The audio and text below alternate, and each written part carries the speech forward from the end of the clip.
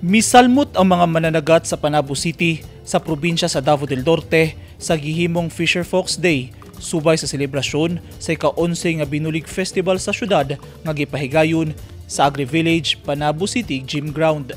Nagpakita sa ilang mga abilidad ang mga mananagat sa giandam nga mga aktibidad sa lokal nga gobyerno sama sa gihimong pinka contest ug fish duck cooking contest. Nagandam sila og klase-klaseng putahe sa nagkadayang isda sama sa bangus minudo, ginataang tilapia nga dunay pechay ug sinigang nga bangus nga gibutangan og gata.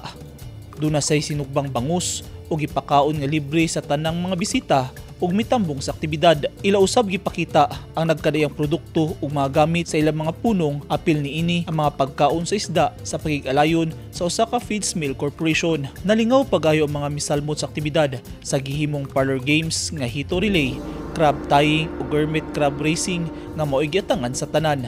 Samtang ang mga mahilig sa bonsai nalingaw usab sa gihimong bonsai show o gisalbutan sa mga bonsai artists nga nagikan sa nagkadayang lugar.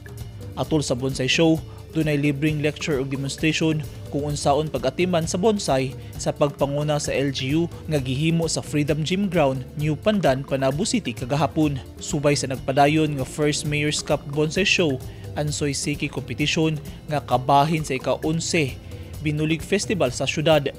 Gipakita ang mga elemento sa pagpadako o pagpanindot sa mga tanom nga gihimong bonsai, mga detalye, pagplastar ug ang kaimportante sa disenyo subay sa imahinasyon sa tag-iya sa bonsai. Tumong sa lecture ug demonstration activity nga mahatagan og maayong giya aron mamahimong hanas ang mga mahilig sa bonsai sa pag-atiman sa ilang mga tanom. Nagmalampuson na aktibidad tungod kay maayo ang panahon. Giablihan sa publiko ang pasundayag sa Panabo Freedom Gym Grounds nga gisugdan niadtong Lunes, Oktubre 9 ug natapos kaganiha Oktubre 12 ning tuiga. Eugene Hinutan, Newsline Philippines, Davao Region. Stay safe.